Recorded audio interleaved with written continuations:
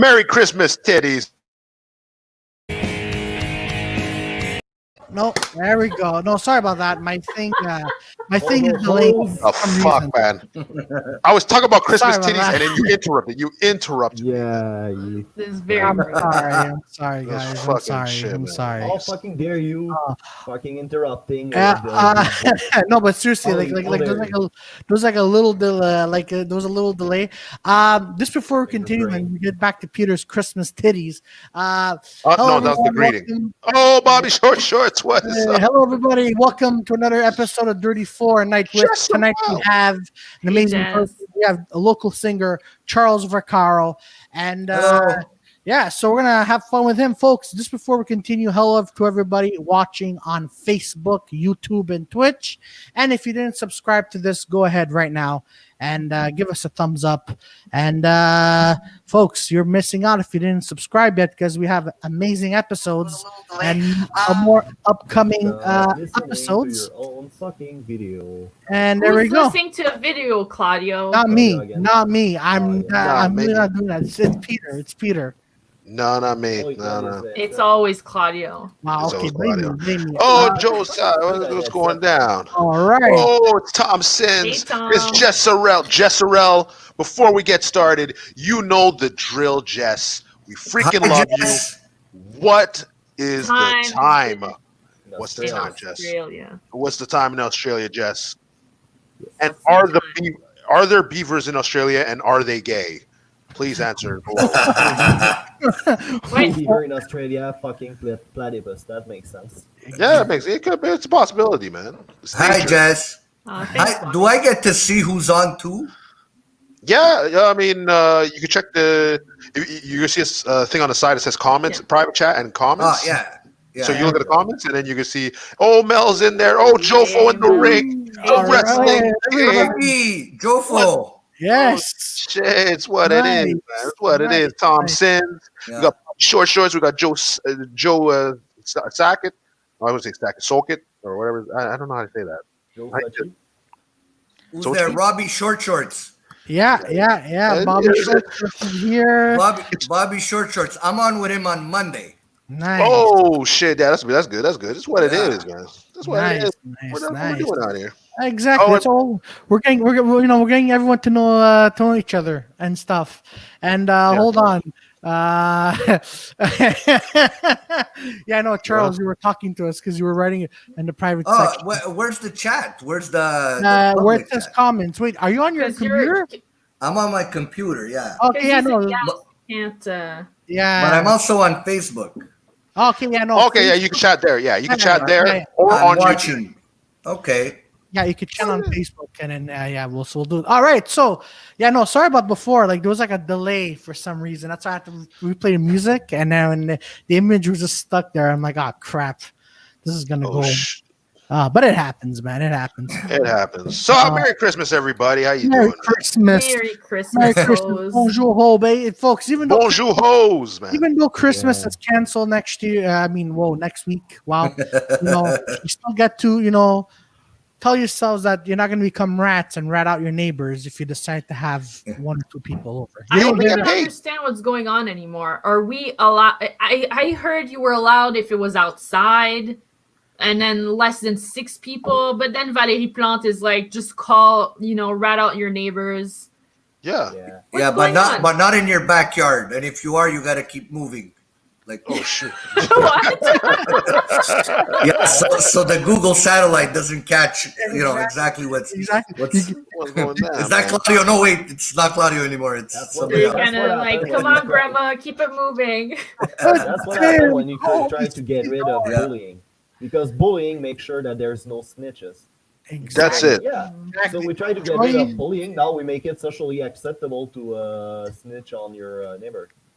Yeah. So stop being a bitch. That's the Yeah. Keep That's beating, right. keep beating the weird kid at school. He deserves yeah. it. Beat that fucker, man. Yeah. Well, you snitch, we'll fuck him up, man. That's Yeah, what it fuck is. No, him up even more. If he cries, fuck him up even more because a guy is not supposed to cry. There you go. That's right. Yeah. Don't worry, That's don't worry, right, Charles. thank you. Be a man. Yeah, man. Be a Shoot man. him Do the up, right. man. Beat him. What the God, hell? man. What? You guys go to public school? What's going on? That Yeah. sounds rough. Yeah, What? you had to What? fight, man. Yeah, what? You think we're all like you went to private all girls school? Martin I mean- Magic Videos. Good job, man. What's up, buddy? Oh, What are you saying? hey. Well, Hey, wait a minute, Victoria. What school did you go to? I just went to like well, I did go to like a private, like Catholic schoolgirl place with nuns and stuff. But still, I had friends who went to public school. I didn't know it was so rough that like. oh, Okay, you now- were on your own. You were on your own. Alpha male, king of the hill, right? Yeah, exactly. Really? And it's nice that you guys brought that up. Kind of, I guess. Because I've had this conversation with a few friends, and before we went live, you guys know that I have a 13-year-old son, right? Yeah. So today it's like I'm being cyberbullied, and I laugh because I think that's funny, not to be insensitive. And it's like, okay, this is serious now. There's like a few kids that have committed suicide on cyberbullying, and I'm Yeah. like, what do you mean? Like we used to fear our lives because it was physical. Yeah. It was Yeah. one-on-one. I mean, it wasn't a rumble with knives and chains, but it was like, you're 12, 11 years old, and it's like, I'm going to beat you up outside at 3:00. And you're like, Yeah. oh boy. Now I'm like, they're on their phone, just hang up or tell the guy F off, right? That's exactly. And it's like, so the dynamic changed, but it's still bullying, to Yeah. a certain level. So it's kind of like times have changed. But Yeah. if you went to school with nuns and all girls, it's kind of different unless you had a group of mean girls, just being nasty. And then they got the strap or, solitary confinement at the convent. Wow. No, we didn't have those. I'm 30, man. That didn't happen back in my day. What? I thought that was happening. I was about to say. I thought the nuns cracked you guys, man. No, they were like super nice. There was only the one nun that always like tried to pull my ear because I would troll her and she would get super angry, but she was like Vietnamese or something. So was she a nun or a cleaner? Like what happened? What? No, go- She's a nun. Asian Okay. people are allowed to be nuns as well, Yeah, Peter. nuns I've are always never seen an angry, Asian and nun. Asian women's are always angry, so you can have a double whammy there. Yeah, she became like super Asian when I made her angry. It was really fun. Yeah, super angry Asian, like Yeah, Asian dragon Exactly. nun. But other than that, the nuns were all like really like Nice. lovey-dovey. Like it was more that side of the Catholic Church than the Not the Jesus suffered. It's your turn. exactly not that one. Oh shoot! So, Charles, let's get into it. So, what made you cliche question? So, what made you get into music, get into singing?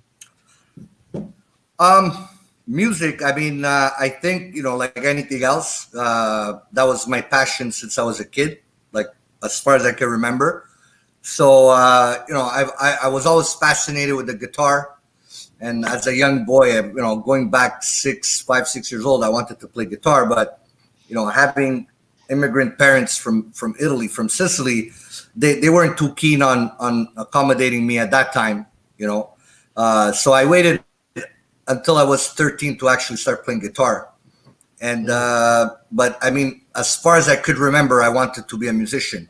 And it's just something you want to do. It's like I get humor and then you develop it into, I want to be a comedian or whatever, Okay.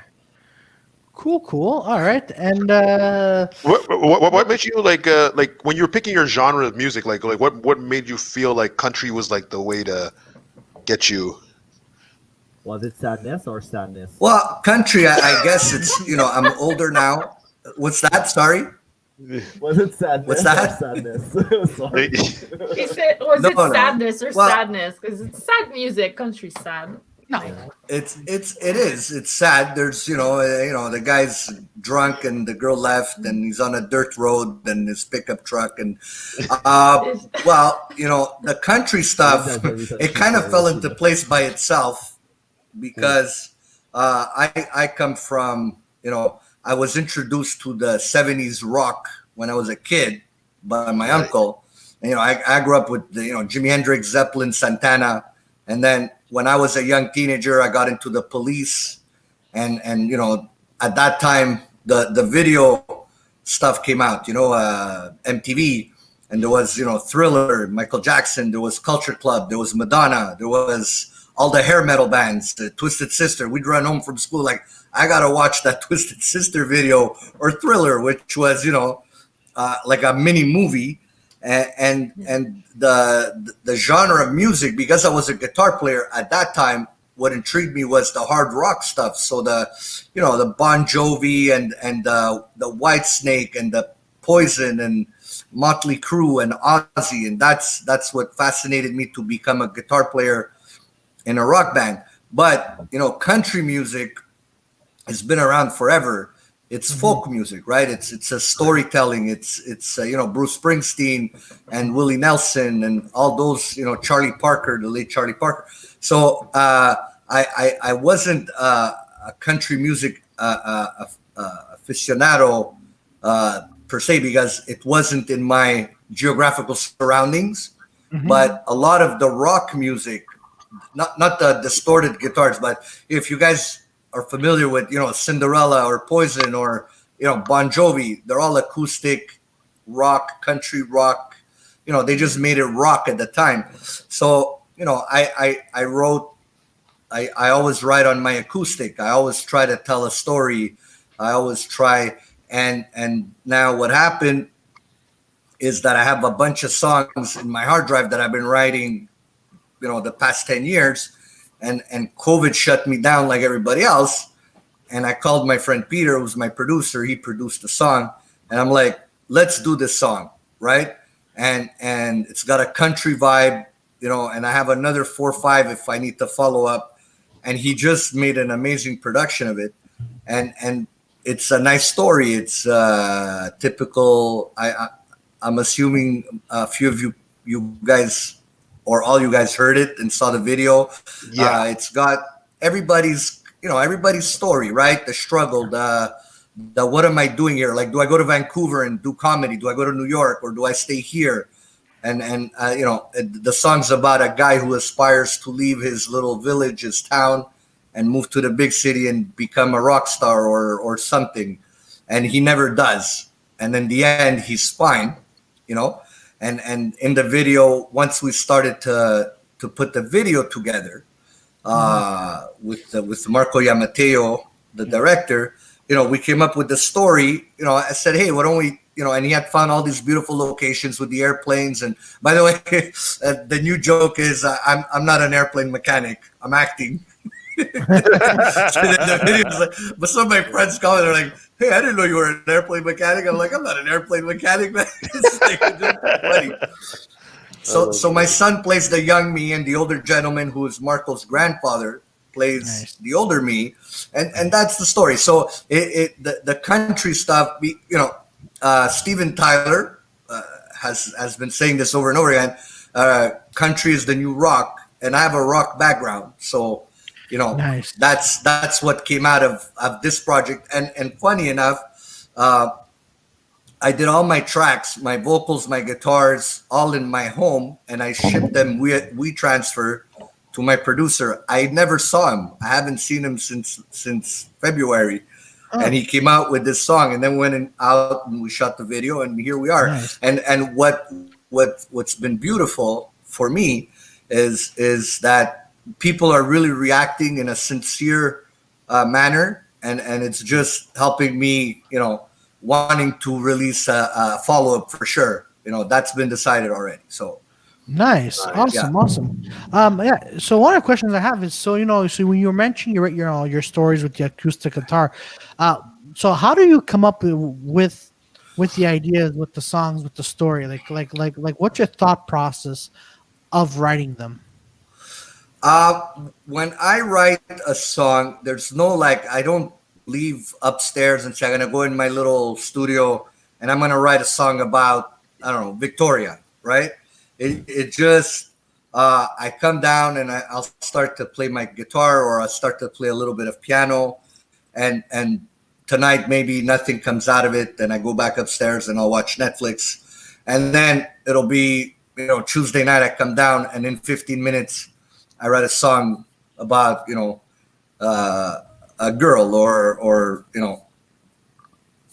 about Can't Stop Running, or a crush or whatever. But it's not a planned. It's like when somebody asked you to write a poem in high school, right? Yeah. It was either a really bad poem or it was a great poem. But if you wrote a great poem, it just happened at your desk, and it's like, oh my God, if you put too much thought into it, like let's say Peter, like writing a joke, when it's spontaneous and it's a one-liner and it's a roast, it's like hilarious. But if you sit there 8 hours saying, and then the guy crossed the street and then it's like, nah, it's not gonna work, right? So it's finding deep down inside what comes out at that moment, and I never wrote a song on like, hey, why don't you write about that now? It just whatever comes out of that moment, and then it's either a good song or a bad song. So and now I'm older, and the experiences are different. They're more real. They're more together. Than when you're writing a song when you're 20 about hardships or a heartbreak.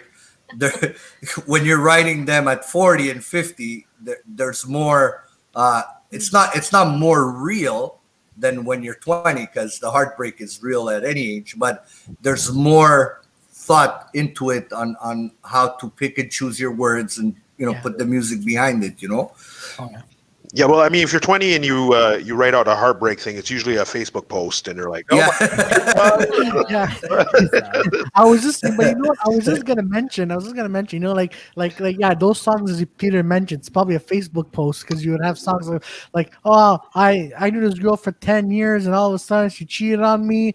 But then when you're 40 or 50 years old, you're gonna write that song saying, oh, this girl, she left me. We've been together for 20, 30 years, and it wasn't only about a Facebook post. And also, I guess it has to do with age as well, right? I remember once. Sorry to interrupt. I remember once there was like a guy, like he's supposed to marry this girl, like he do like they're like in the fiance stage type thing, and then he finds out like she's been cheating on him for like a good couple of years, and then he's like all sad, he's like, I can't believe it. And then my buddy's like, listen, man, when you get a car, you check the history on that thing. Well, like, what happened there, man? Like, you don't check the history on your girl. Like, what's happening, man? When there matters of the heart, it's kind of it's easier to bypass that stuff, Yeah. No. I'm worried about my money, man. I don't got enough, so I got to worry. Yeah. That's why you're always gonna be single forever, man. God damn. There's no age for heartbreak. Old people, they, you go to old folks home and the single ones are like, that one is fucking drove me nuts. It's like, dude, you know what? I remember, because this is when my dad was in the old folks home, because as I mentioned, my dad died last year of Parkinson's and Alzheimer's. So at one time, like, what was it, a few years ago, we're at an old folks home, and I swear to God, I love the entertainers at the old folks home, because they call themselves musicians, but they're not. Like, I remember this is one time, this guy, his name is Dominique le Magicien, and then they're followed by Jeanette Larocque. But meanwhile, like, it's just a girl who was doing acoustics music, guitar. But she did like one of the worst acoustics I've ever. Look, I don't play instruments, but she was basically saying almost tired, and like her vocals going up and down, and all the old people, it showed that they wanted to get away from there, but they knew that was the only entertainment they got for like an hour. Oh wow. Yeah. And then, of course, they're trying to forget that they're like in the diapers filled with their own shit for like 1 week old, right? So they're trying to escape from that hell. That's why they're probably singing Charles' freaking song right at that point. It's like, I can't keep running. or I got the run-ins. I got the run-ins. It's funny, especially like those entertainments, like Charles. I'm sure you've been on those shows where before you come up, there's like a musician who doesn't do real magic, but he claims to do real magic. Yeah. Those shows are the best, man.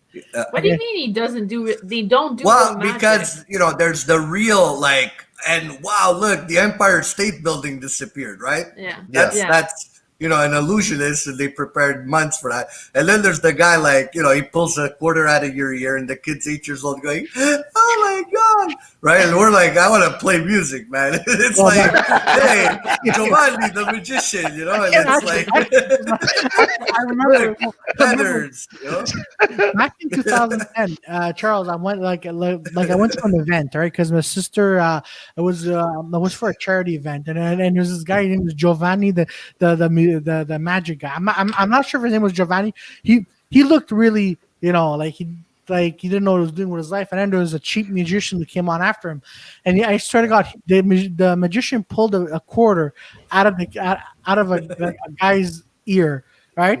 But then he drops a quarter. He goes, "Oh, you guys, you got to find that quarter," and everyone's rushing to find the quarter. They give him the quarter. He goes, "Oh man, thanks.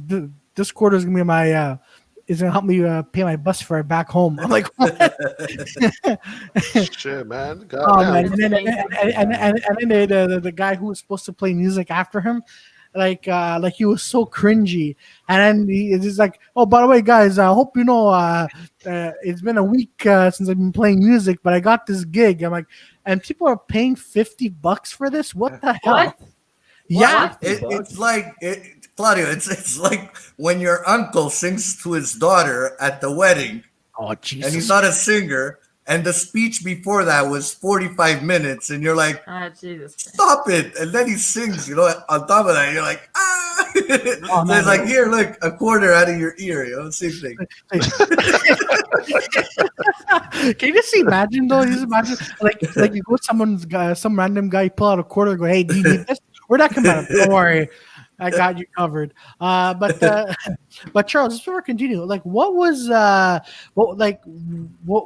moment you've enjoyed playing, like at any event? Like, where did you enjoy playing music? Well, live, Yeah, is always the best feeling, the best sensation. So back in the late '80s, I was telling you off air before. I'm from St. Leonard, like yourself, and we were in high school, and a whole bunch of guys. We were friends in school. We were in the same classes. We decided to make a rock band, which ends up being the band Lipstick, and we worked on it for a couple of years, and then in the late '80s we got signed to Whitney Houston. Nice. So she was our manager for 2 years, her company. And we met her a couple of times. We drove to New Jersey, and they took care of us for 2 years. So we toured East Coast United States, so Pennsylvania, New Jersey, New York, plus Montreal. We were gigging every weekend. Back then it was culture, right, to play live at a brasserie or at a bar or at a rock bar. Just in St. Leonard, we had Shooter's Pub, which is Jerry and VO. Rock Pile was on the other side of the street, Jerry and VO. And we had Brasserie La Bit, which is Loretto now. It's the funeral home. Yeah. So we were playing. Yeah. We were playing all the time. Rock bar turned into a funeral home. Yeah. And playing live. Yeah. The irony, eh? and so playing, the writing songs and recording them and getting the intellectual juices flowing and creating content is the best. Just like you guys, today the new cultures are digital, streaming, podcasts, communicating through webcams and stuff. The preparation is the content, but then having introducing it to your audience and is priceless. Yeah. And getting feedback is like, wow, okay, it's working. So the same thing for musicians, and still today, I mean, that hasn't changed. Or anybody that performs live, that I think that's the final tap on the back of reassurance. Hey, I wrote my song, we rehearsed, we're out, we're playing live, and 50 people showed up, or 25 people, or 100 people. And that was the adrenaline that that keeps me going as a musician. Now, I didn't pursue that in my adult life once Lipstick was over, but I'm doing that again. 10 years ago, I got back into music, and a couple of friends, hey, why don't you help me, with my album launch, or a local fundraisers, the Monster Show with Fabo Di Genova for multiple sclerosis. I do stuff for my friend Luisa Mignacci, who I think is listening tonight. She has polycystic kidney disease, so we go play, and then it's at the Rialto, or it's at and then there's the community festivals. Nice. And so that's the best part about being an artist, a performer, from a musician point of view, or again, like Peter, you're a comedian, right? Like it's nice when you write a great joke, but it's super crazy when you actually get to perform it, release it, perform it, and people react. So that's the reward, So I, playing live is the best. Creating music is just amazing because I get to, drift off into my little space, again, I get to come down to my little studio, and I have fun, Yeah, but because I know you briefly said it, but like I think I saw like clips of you like playing at the gala. Was it, or was I wrong? Or the gala? Yeah, the gala, like downtown, at Plaza's Art. Did you play there, or no? Oh, no. Oh, when okay. Recently? No, like a while back, or anything like that. But no, I thought I saw a picture of you playing there, but okay, probably wrong. God damn, you fucked up. I fucked up. You fucked up. Yeah, I'm Peter, not fucked what's the matter with you, man? No, I don't know what happened, man. Google's playing games, man. Yeah, man. What's the matter with you? I don't know, man. It's all within the Googles, huh? So, are there any like just like a comedian, right? As you mentioned, like we all have jokes that we want to test out, and then we test them out in front of the audience, and it's like, hey, you know what? This is good. I'm happy about this, or you know what? What the hell is this? And we'll slit my throat after because it's so garbage. But that being said, was there ever a moment when you were playing music, you ever felt like, well, you had a bad night, like a bad night was like, I can't believe I did this. Did you ever have that? Well, he didn't slit his throat because he's still here, but I know, Peter, but that doesn't matter. Hilarious on stage, like singing country, and then it's like, I suck, and then and it becomes an episode of South Park. Chucky's dead. Yeah. No. Look, we all have bad. We all have bad days, bad nights, bad day at work. For sure, let's say in the let's take Can't Stop Running, right? Because again, I don't live in Nashville. I don't live in Alberta, so it's kind of like I got to sell myself as a country artist at this point, right?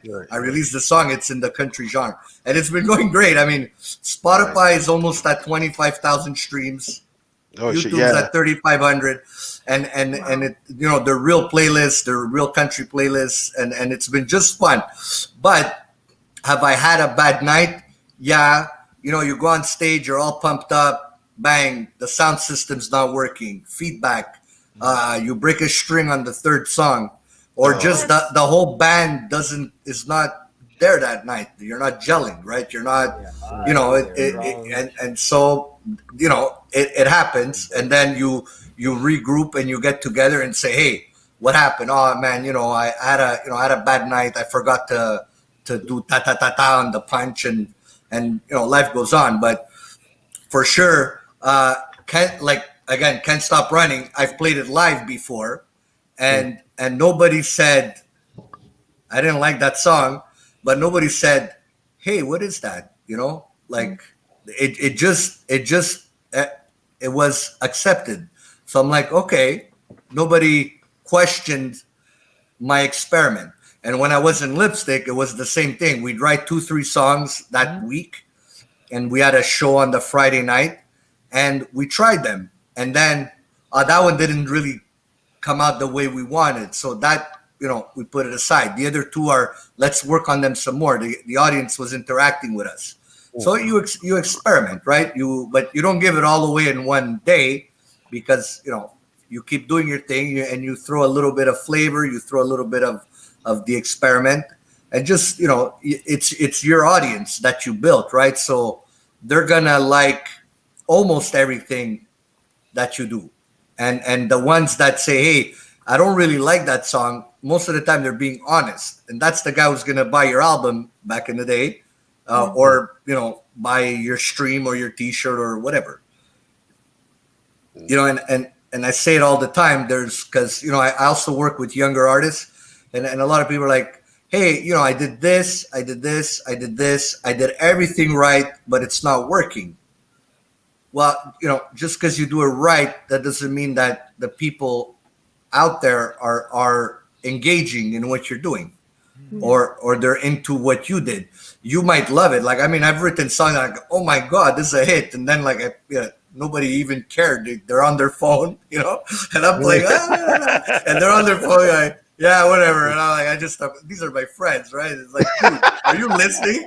So it's like, here I thought, like, it's the best, one of the best I've done, but at the end, it's the audience that's gonna make you survive, right? Yeah. That's very true. Like the what's going on the past few months. It's been going on for a while, but the digital streaming, there's so much of it, and I had few friends. Dude, did you hear my podcast? I'm like, no, there's like 8 of them at 8:00 on Tuesday, and you guys are all my friends. There's no way I could, so you pick and choose which one you're going to listen to that week. And the content has to be like, spot on for you to have an audience on the next one, or in the next one after that. Yeah. Did I answer your question, I think? No. Oh, no, you're answering. Actually, if you say yes, it's a good thing. I was wondering, is there like, because in comedy, if you can have like your set can be too polished. You practiced it too much, you did it too much, and your jokes just, they don't land anymore. Is there such a thing as when you're a musician that like your songs are too polished, too rehearsed? That's a great question, because I'm a rock guitar player, but I'm a street rock guitar player. So I learned my instrument by myself. I had one year of lessons, and then the rest, it's been me. Back then there was the turntable with the record, and then there was the cassette. So we'd rewind. Okay, if you're learning a Led Zeppelin song or a Scorpion song or whatever, it was all by ear. It was all, and there was that street, that live, that, and then I had musician friends that, they went to conservatory, and it was just dead polished. It was like, and live, you got to find your in between, because there's an in between. Like, being a great musician is what you want to become. Every musician or anybody wanting to perfect their craft. But then if you're a performer, you gotta meet halfway, because you're also entertaining your audience. You know what I mean? So if you're too polished and you're too into your instrument, and the song is like 100,000,000% dead on, it just takes away that live, that ambiance that you're gonna create for your audience. And that's my personal opinion. It's the difference between Iron Maiden and Dream Theater. Dream Theater, they're so really sharp live, but they're fucking boring to watch because they don't do anything. Exactly. And Iron Maiden, they run everywhere, so you can hear Bruce Dickinson, like the mic going away from his mouth, and he's running around, so you can see he doesn't push as much as on a CD sometimes, because he's running around. So, but we accept that, because at least he's giving a show, right? Yes. No, but there's no good or bad. I'm just saying there's a fine line between the two. Yeah. And Dream Theater, like they're world class metal band, right? But like when I was much younger, I got to go see Yes, the band Yes, and they're like a progressive rock, and I fell asleep. Like, Oh shit! Oh shit! like, dude, you're watching. Yes, they're the best musicians in rock history, right? But they were like bloody boring, and I didn't. But I've seen Guns N' Roses, and I've seen the stadium almost burned down. I was there, Was it in right? Montreal? When Yeah. we were playing with Yeah. Metallica, Yeah. and then there's the guy "Fuck You Montreal," and then after that, Metallica got an accident with a pyrotechnic. Well, it happened. Metallica. What happened? Metallica came on, and the fire happened then, and then Guns N' Roses came on. So Metallica played like half a set because he burned his arm, Yeah, and then Guns N' Roses came on 4 or 5 songs, I forget. And yeah, Axl Rose is like, I don't want to do this anymore. I'm leaving, and that was like, whoa, right? But that's the excitement part of it, right? Yeah. But I mean, I've seen like Bon Jovi back in the heyday with the catwalk all around the Forum, which was before the Bell Center, the Scorpions, Van Halen, David Lee Roth, like just beautiful, like great music, but the shows were great. There was, it was spectacular. So it's what Joey said. There's both sides, but you have to, and that's why people come to see you in the end. It's because they love to see you live, right? That's cool. That's what I noticed with the rock and metal music is because I have a lot of friends that listen to pop, and they seems to accept that their musicians are too lip sync. For me, it's Yeah. like it's fucking stupid. Why would I want to watch a show from somebody just lip syncing? But they accept it and they think it's normal. So I think there's something like proper to metal and rock where we accept some imperfection as long as they're playing live. Okay, correct me if I'm wrong, Joey. Go ahead. Okay. So take Pink Floyd. Yeah. The music is great. Yes. What's going on stage is really not fun.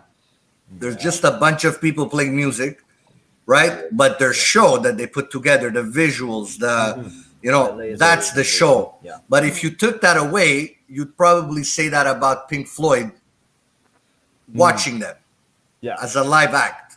If there was no pig in the air, the moon, and space, whatever they, and that whole show, that whole visual, Pink Floyd would probably be a boring band to watch live, But because at they're least it's just them playing, gr- right? It's not like a No, no. record behind and then just pretend Yeah. playing. Yeah.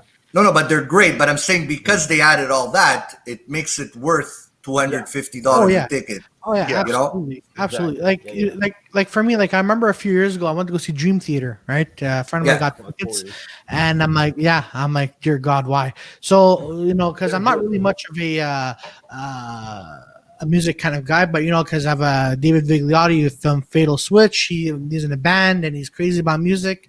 So it's like, okay, I bring him to comedy shows, and then he brings me to go see bands. So we want to go see Dream Theater, and at one point I'm watching these guys. I'm like, wait a minute, are they lip singing? Like what are they doing? like they're just on the keyboard, piano, just like going, ding, like they're not moving. And I'm like, what is this? But people were enjoying this. And again, people have their own taste. They have their crowd, and Dream Yeah. Theater is really tough to play. It's Yeah. tougher than Chinese arithmetic to play Dream Theater. Yeah, It's fucking yeah, tough. that's true. James That's true. Petrucci is out of his fucking mind. Yeah. Yeah, there we go. Yeah, but as you mentioned, right, on record, right, they'll be great to listen to, but when you see them in person, I'm like, all right, dude, you know what? It's like you could be eating corn wheat for Yeah, but look, that's also questionable because, like, I'm gathering us 5 were on the same wavelength. Yeah. But I've been to shows like that where the audience was like just mesmerized. Oh yeah, For absolutely. them, they were in heaven. Like Dream Theater is like, I'm going to see them, even if their eyeballs are drying. This is my band, right? So I wouldn't be into that kind of band live, but their audience just they'll sell their body parts to be there. Yeah. And Oh yeah. Oh yeah. Like Rolling Stones, like what, $1,000, $2,000 a ticket? now, yeah. Yeah, I'm like, and And then I see Mick Jagger, which every time I see him on stage, I'm like, Jesus Christ! Like, hope there's like an ambulance ready to take his body because this guy looks like if he slips on a banana peel, Yeah. this guy's for sure he's gonna be on a fucking critical life or something. Well, he weighs 80 pounds, so he's not gonna hurt that much. Oh shit! Seriously? Maybe he lands. I don't know. Whatever. Okay, I was about to say. I was like, God damn! Let him play, man. Like if I fall, it's gonna hurt, but if he falls, it'll probably be like, you know. Yeah, it'll just. Watch like some Rolling Stones show just to figure out, is it the show where fucking Keith Richards finally kicked the bucket? Shit. Am I gonna see nature actually working on this guy? It's Okay, like well, how old did he turn the other day? 70 what? 70, 78, right? Yeah, which is pretty old for considering all he did. Okay, but listen to this, okay? Because 77 actually. it hit me no. it hit me a couple days ago because it was his birthday. He's 78, okay, which he's older now, right? But 30 years ago when they played the stadium, he would have been 48. Yeah. Yeah. Which he was younger than I am now, and they were considered old then. Yeah. shit. It's like, hey, the Rolling Stones again. The guy's 48. He's gonna die of a heart attack, and it's like, That man, reminds me, I heard the same Yeah. joke when I was in high school about Iron Maiden, but they were around Yeah. like 50 years old. So Oh yeah. yeah, I saw Iron Maiden here two years ago at Centre Bell in Laval.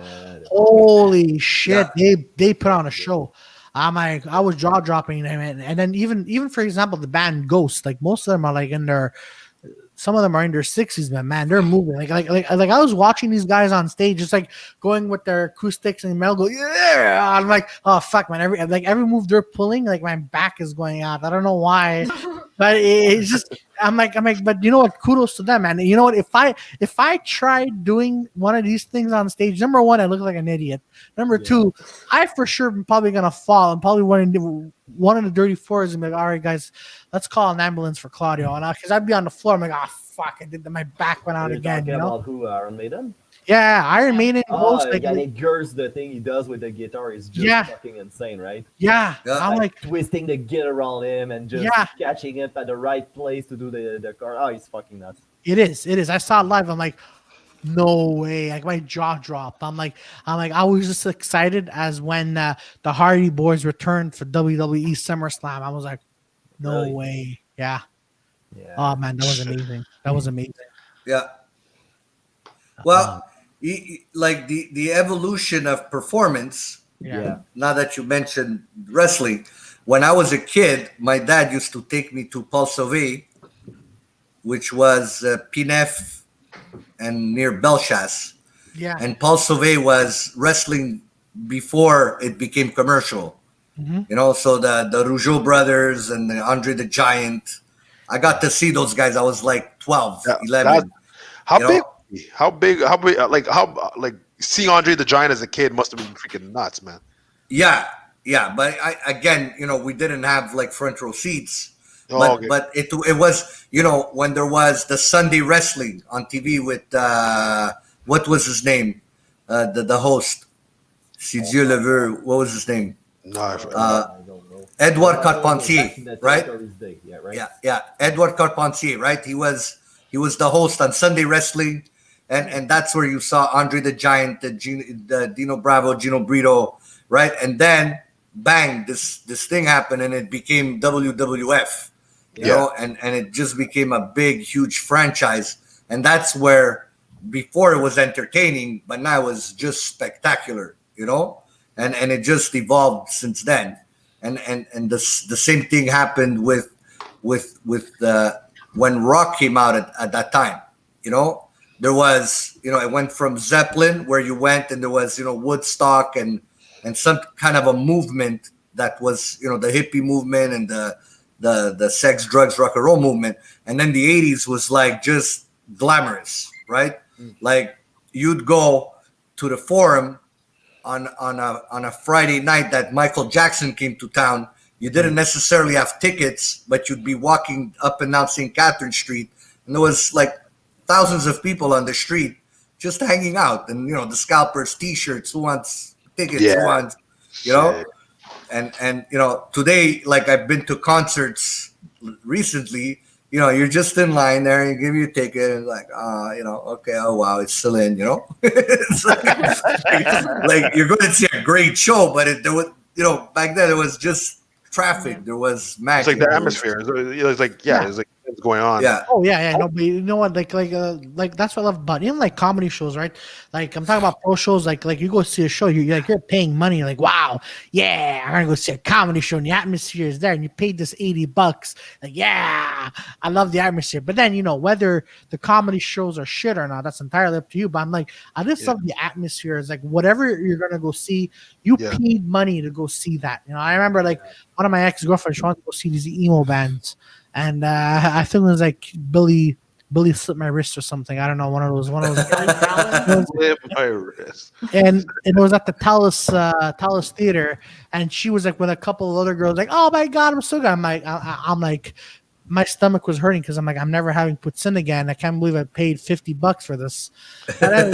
But just like I'm just looking around. Not only do I see like people just be like all happy going and sit down to watch a guy on stage. But I'm like, it's just the atmosphere, that I love. Like whatever you're going to, like people investing their time and their money. It's just fantastic. I miss Scalper. Like now you remind me. Like when I used to go to like F1, I miss the Scalpers, man, because they're very like they're the best actors. Yeah, man. Like they're trying to be invisible, right? Tickets. Like, hey man, it's a nice day. It's a nice day. Oh man, let me tell you something about tickets. Yeah. So I'm like, what the fuck? What? Talking to me or something? What's happening, man? I miss those guys. Yeah. Oh man, actually, you remind me of a story about a scalper. So man, one of the scalpers, it was for a hockey game, right?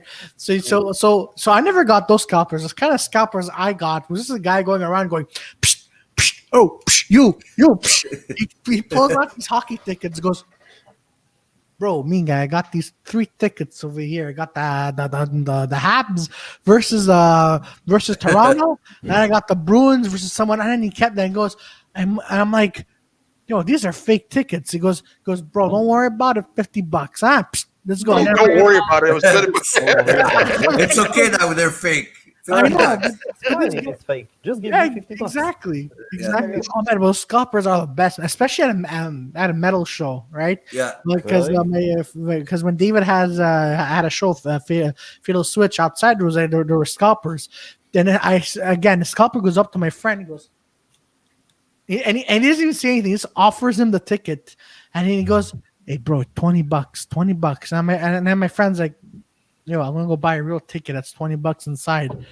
Why do I have to?" That's the worst scalper ever, man. I know. Jesus Christ, try to make some profit at least. I know. Wow. Oh, remind me, I had a bad scalper in Baie-Comeau. I was trying to go see the Junior League hockey game. Okay. And then there were a pair of tickets, it's $10. It was $10 for a ticket. So the guy actually is losing money because the game was actually starting. So I'm like, okay, so I'll just take one for $5. And he looked at me like really depressed, and he's like, yeah, what? Yeah, if you charge 2 of them $10. Logically, if I take just one of them, it's $5.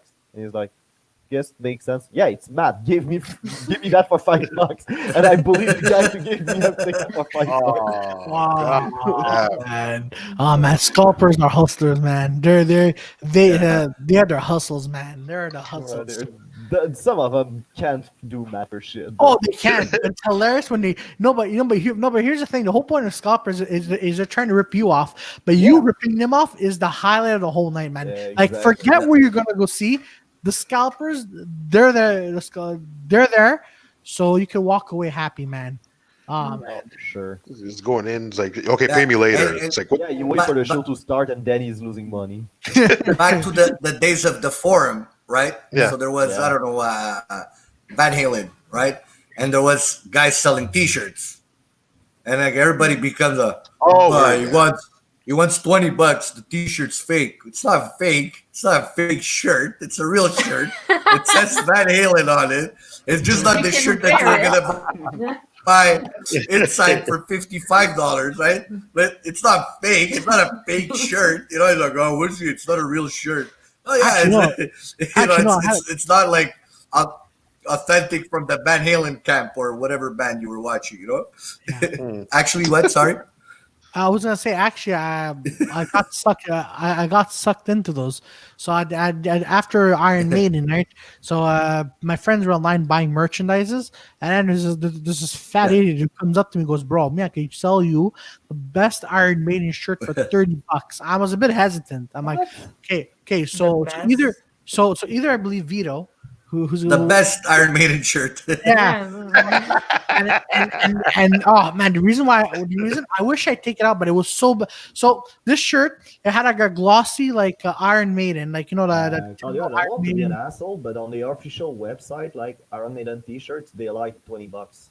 Yeah, I know, but this was. But it's live. It's live. So it's $30. Yeah, this was 1989. Hey, so this guy gave me a shirt that just had a sticker that was gonna peel off in like 2 days of this Iron Maiden sign. And I'm like, huh. And I'm like, and this is how much of an idiot I was. I was like, so can I have a receipt? The guy goes, don't worry, you don't need a receipt, bro. And he walked away. And I'm looking at this, and I felt the sticker was gonna come off, but I was in denial. It's not gonna come off. What are you guys talking about? Dude, how didn't you get involved into a pyramid scheme? Oh, bro, no. You know what? I got suckered into it. The moment I got really? That happened. Yeah, the moment I got suckered into it, then I pulled out. Then I'm like, I can't. What were you selling? ACN? No. They learned like I was about to say yes, but then as they were talking, I realized it was full of crap. Okay, you did your math, and it's like, there's one investor. It's trying like 3 investors, and you asked me to get 3 investors. So And what did they tell you to sell Iron Maiden shirts or what? No. This was the real one. No. This is nice. Just take off the sticker and it's Slayer. It's Slayer after. Yeah, this is a Laval. The guy goes, hey, bro, listen.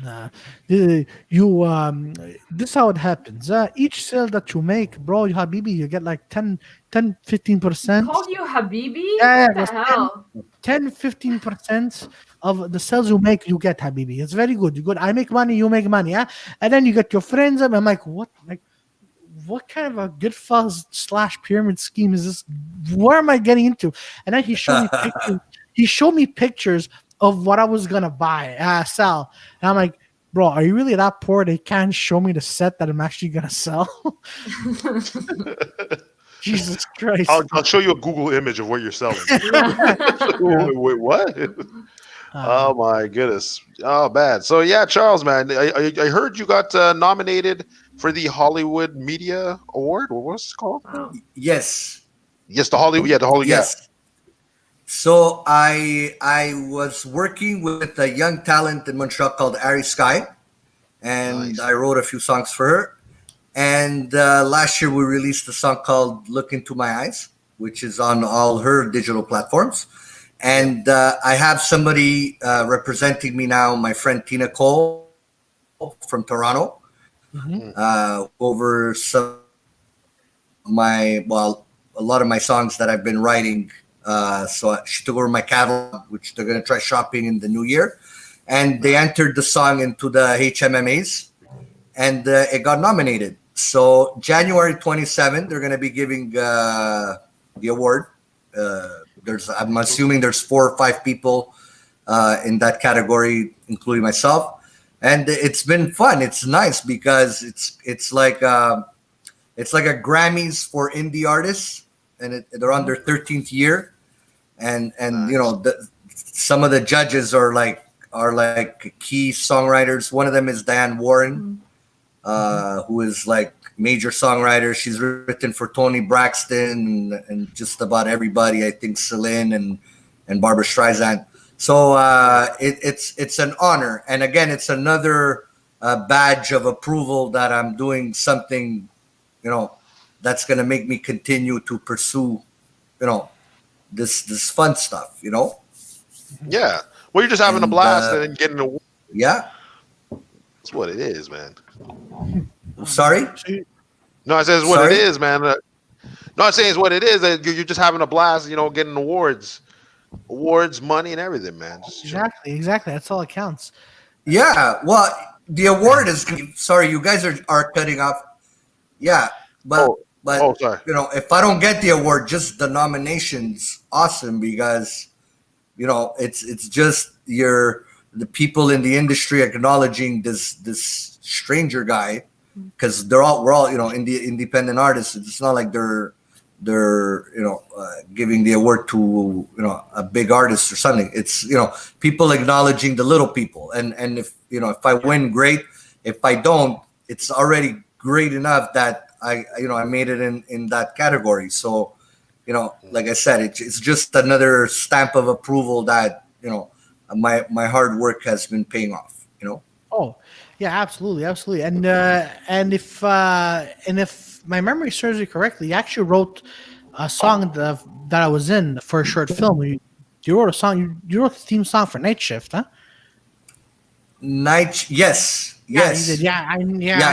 I'm like, that's right. Before I found out about you, I'm like, motherfucker. I really didn't say motherfucker. I'm just saying now. Motherfucker! Motherfucker, he's everywhere.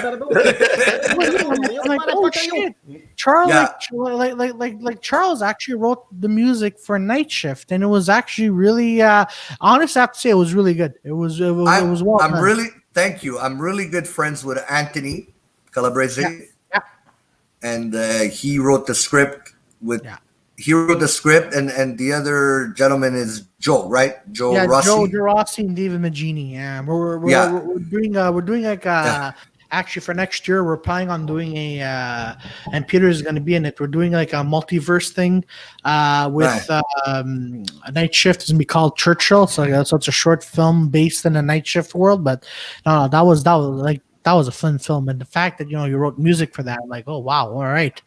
Yeah. All right. And I also wrote music with my friend Mario for the movie 55, which that is a channel. Wrote that script, and I have another song in her new movie. So it's been fun. Just we're a small community. We're just all helping each other out. It's been really great. It's nice. Yeah. Look at Bobby Short Shorts. Charles can't stop running. You know what? I actually you premiered all. Well, I mean you were in Daily Struggles, right? Yeah, you were. I mean, yes. Yeah. Yes. Okay. Because I didn't know if I was because I didn't know what was going on. I'm like, should I say it? Should I not say it? But yeah, no. How how was it working on Daily Struggles with Robert? Well, Robert, I've known of him. We've been friends on Facebook, just like with you. We all have common friends.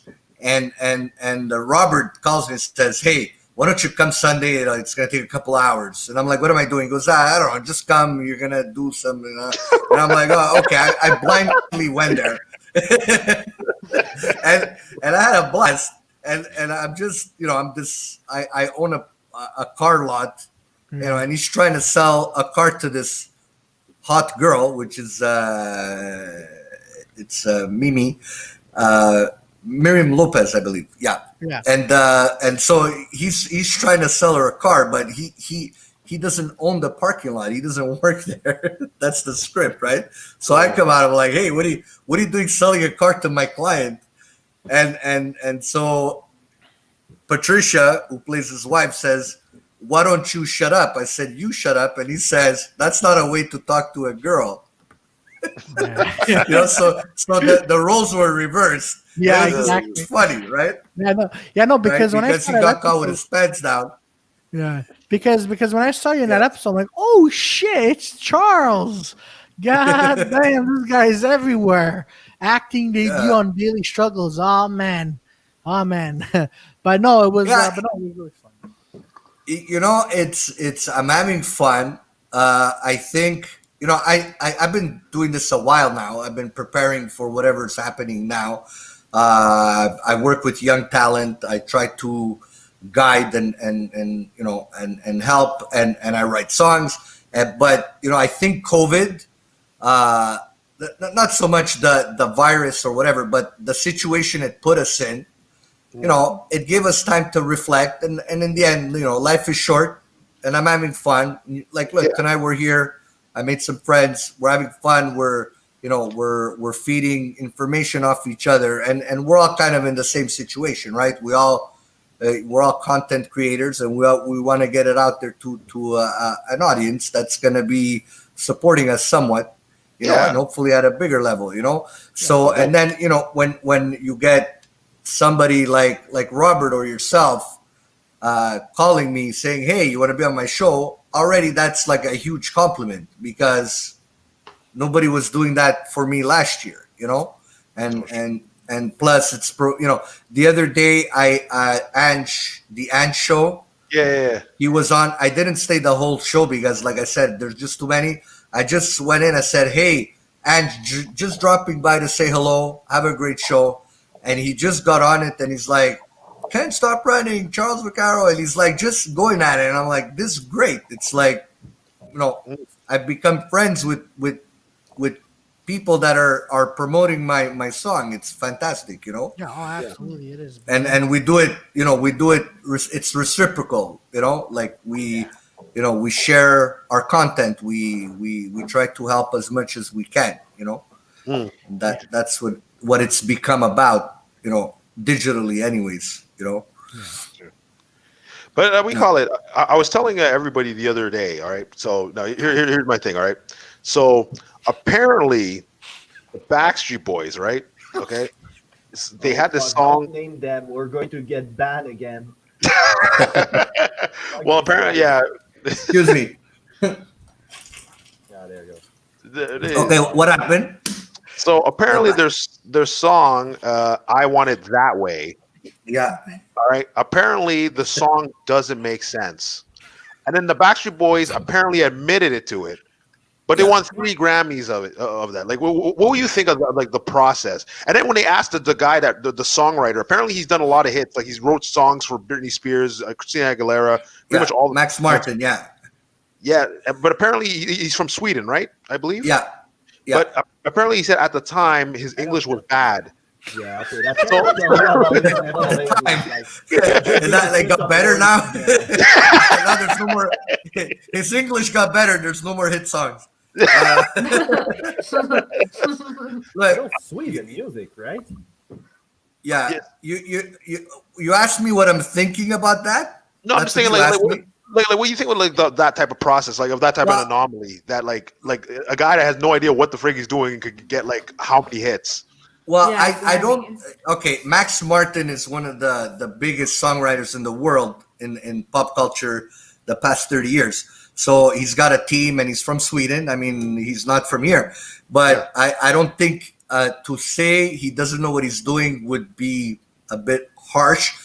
But there's many songs when you get into commercial content, it doesn't necessarily make sense all the time. You know what I mean? And the greatest example, okay, not so much does it make sense or not make sense, because linguistically it makes sense. But last year at this time, we had the big controversy that "Baby It's Cold Outside" was this controversial. Oh my God, he's trying to rape her and he's gonna tie her to the chair. Yeah. He doesn't want her to leave, and oh my God, and all the women #Me Too, and the other guy's a rapist, and everybody's crazy, and everybody, right? So they I love the song. yeah, so they took, they did everything to take the song off the radio, right? And they succeeded. Whatever. I don't really have an opinion about it. Yeah. Okay, but I'm bringing it up. I'm making an example, right? Example, yeah. So everybody went nuts. #Me Too. The girl's leaving. He's taking off her coat and whatever, right? So less than a year later, okay, these are the same people that are, oh my God, he's raping, and right? Yeah. You know, you get WAP, right? Right. WAP comes out.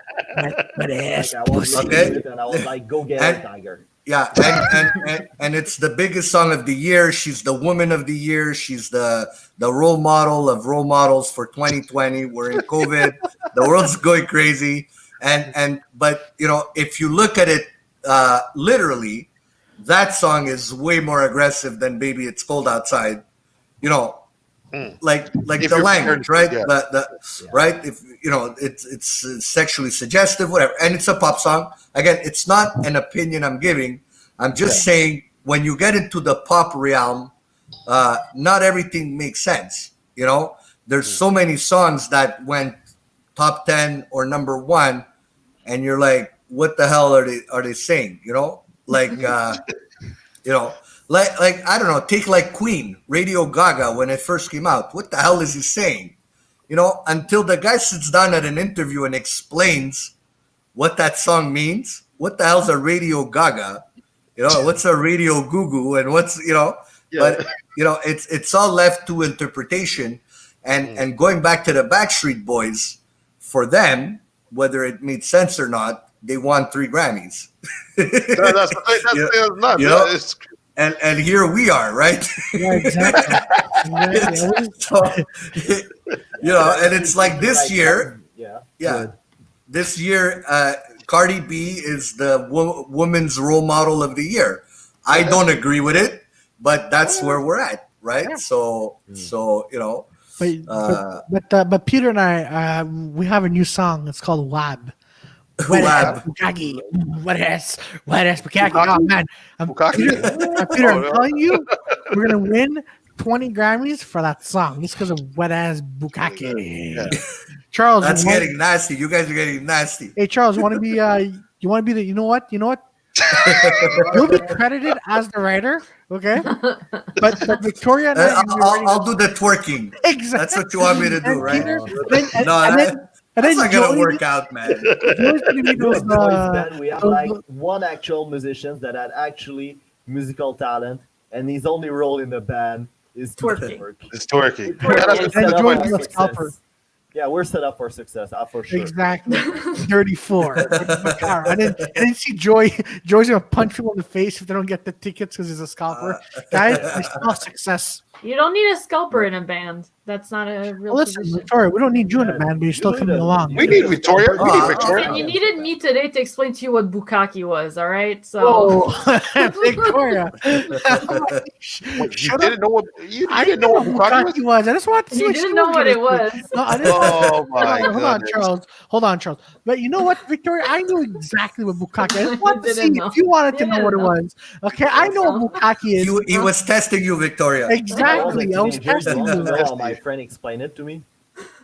What? You have a How? Yeah. lady and a group of guy, right? So Yeah. the lady start normal and she kind of get out of it shiny. That's how he What? explained it to me. Yeah, Like a because glazed of- donut. Yeah, That's like what a he- glazed donut, exactly. That's how you explained it, Claudio? No, that's how I got it explained, and then I connect the dot, and I was like, okay, she get come over by all the guys, so I get it. Oh no, I saw a porn blooper and I was just like, "Whoa, this girl's freaking going in, man." You watched But, the bloopers? Yeah. You never watch porn bloopers? You're like, this No. video was so good. I want to see the bloopers. Yeah, man. Oh, man. I wanted to talk about everything. I didn't know there was porn bloopers. Wow, Yeah, honestly. it's wild, man. It's like even. It's- Yeah, It's it's like when crazy. they forget their lines, right? They're like, Well, yeah, pretty Yeah. much.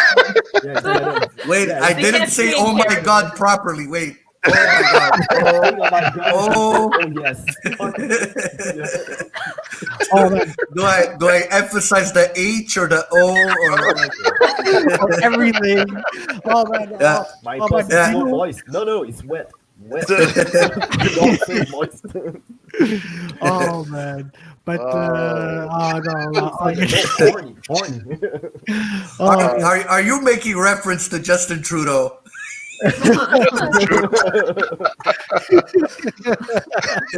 Yeah, He needs a writer. He needs a when writer. you're moist, yeah. When Got a writer. That's the saddest part of it. oh my God. Yeah. But, no, but, I'm telling you guys, we're going to make millions with this. But we then- don't even have a band. We have a guy twerking and a guy scalping tickets. Hey, listen to me, okay? That's all. Listen, listen. 2021. Yeah. Okay, just let Peter and I worry about the marketing, and you just eat vegetables all day. I don't know what the fuck I'm you're gonna out. do. I'm out. You do whatever, guys. I'm out. You're the main part of the band, Joey. Yeah, exactly. Well, You're find still out the the main music. parts. He will do anything for love, but he won't do that.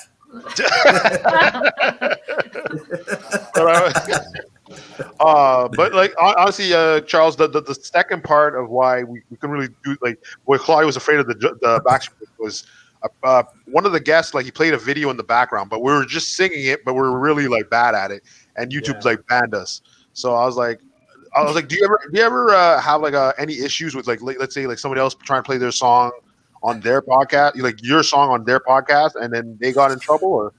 I haven't had that issue yet. We have posted some videos of covers we did, Yeah. and they got taken off shit. a month or two later. Yeah. Covers. Yeah. Covers are not Yeah. allowed anymore. Well, they're not allowed. There's some artists that have strict policies in their organization, and you know, like I forgot. I think one was from Prince or something. Anyways, we did a cover, but I haven't had that yet because you know, again, my song just came out, and I haven't played it on YouTube on other podcasts. You know, Sure. but we've had that issue when we were recording this summer for the festivals. I remember. For Italian Week, we had to choose certain songs that were maybe less commercial or less popular because they were afraid. You know, that's why a lot of times they say, hey, try to play your original material. Yeah. You know, Yeah. Yeah. You're- Because but they even wanna- tonight Go here. Sorry, Silvio, Claudio. Before you guys came on, Claudio was telling me we can't play your song because they don't know it's your song, so they might cut it out, right? Yeah. Because so it, you know, it is what it is. I mean, there's the copyright laws, right? Oh yeah, I know. Which I would think that some singers are just like, yeah, somebody I'm finally playing my songs. yeah, You know? that's what I was thinking because and again, this is going back to last Saturday. You know, when YouTube sees this, they can usually say two things. First, like, all right, look, they're bringing back Backstreet Boys, or they're saying, what are these idiots who are off course singing? So maybe that's why they banned us because we're, I mean, not banned, but gave us like a copyright issue because we're so horrible, you know. Or And I think that I think it's all computer generated. Yeah. I think they recognized the song and they just clicked it out and that's Yeah. Google You they should have Yeah. used the Smurf everything. song. No. But Sorry? No.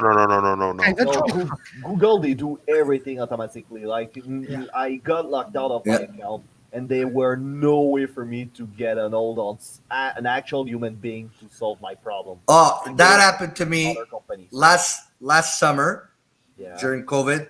I released Ari's single, the one that got nominated, and I uploaded on YouTube, and somebody made a copyright claim on the video. Oh, Wow. It took me a month. I've spent hours trying to reach YouTube. I spoke to nobody. yeah, And then so- finally, I called Marco and I said, hey, just clip out like 2-3 seconds of the beginning, which had nothing to do with the video. And once he did that, we re-uploaded it and it was good. But you'll never talk to anybody. And they're not there watching your podcast saying, oh, they played Backstreet Boys. I know. It's just all computer generated and they'll block Yeah. it. If There's no competition. Yeah. no, Yeah, no. so they don't care. They don't They don't. They feel really the don't. need to provide any service to Yeah. people creating content. Yeah. Yeah. There's just more restrictions because it's not like it's like Napster back in the day when they're actually stealing songs. Like it's on the same platform. Yeah, that wasn't Napster though. That was like a peer-to-peer type of things, like people downloading songs from other people's computer that was stealing. Yeah. So that was where the issue was coming from. But that wasn't Napster per se that was stealing songs.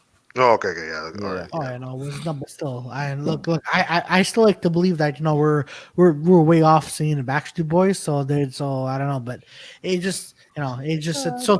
All right. Hey, so Charles, so how you And been now we're handling? banned. Yeah. So how you been handling Why this comes pandemic? YouTube? Okay, go ahead. What? I mean, as soon as Joy said that, he said, "Sorry, this video can no longer be played." Ah, fuck. Ah, son of a bitch. The Backstreet Boys again, man. No. They strike. So, so I Charles, want it that way. It was that song, actually. That fucking song. why do they keep Jesus holding? Christ. Oh man. So Charles, how have you been spending your lockdown? How you been spending this time during COVID? Well, you know, at first it was kind of fun, was kind of interesting, you know, and I like chaos, so you know, Oh, me too. Yeah. I'm the guy that like when there's a big snowstorm and there's one path and there's two cars trying to make, you know, one going the opposite way. Love it, Yeah. you know, and Oh, so I think but- you'd be like the third car, be like, yeah, fuck it. No, but it was like, yeah, smash into the snow, you know. Yeah. So what happened was, I have a big love affair with Italy. So I have a lot of rock friends in Italy, and you're probably asking why is he saying this, but Italy was suffering from COVID a couple of months before us, at least 2 months before us. And some friends of mine were writing to me, hey, this is for real. Stop fucking around. Go take care of yourselves. And this is for real. Like they're losing their grandparents, they're losing friends. You Boss know, man. yeah. Like this is like late January, most of February. And then we started to react a little bit, but not enough, right? And then so finally they shut us down. But I saw it coming because I was, you know, we were watching the news, right?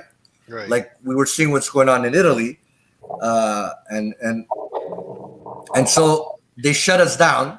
And I'm in the reno business, right? I do renovations for a living, so I'm in people's homes. I do residential, so it was just so I'm home now. My wife's home, my son's home, so it's fun, you know.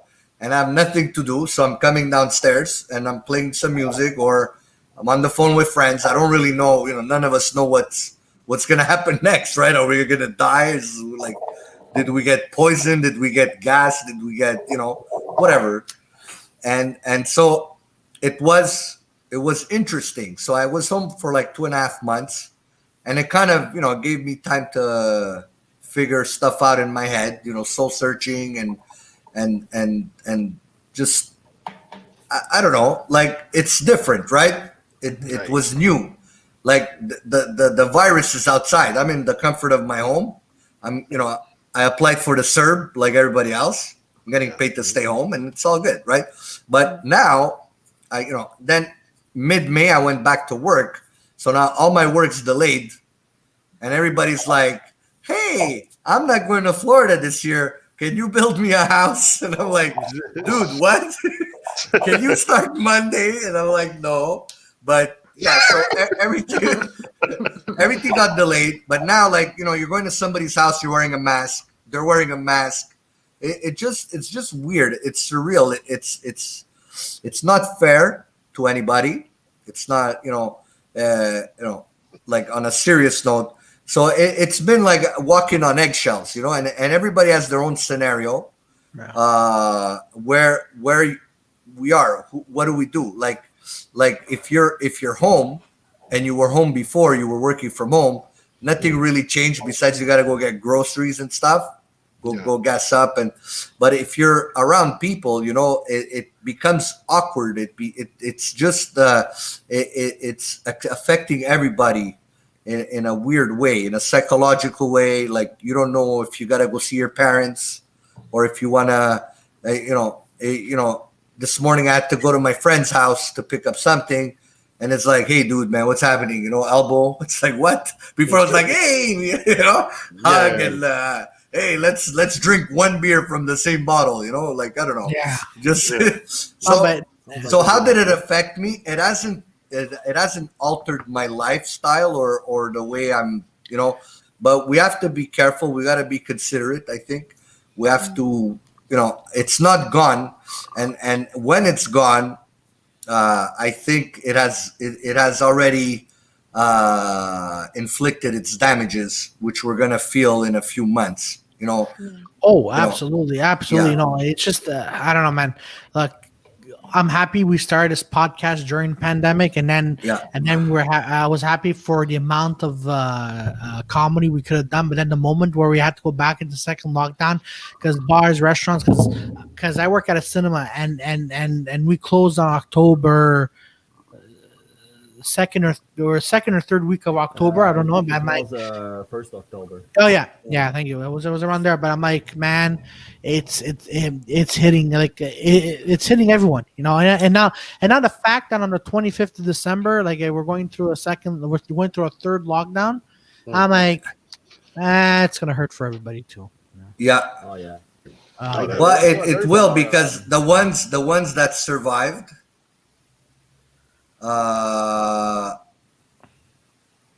the ones that survived.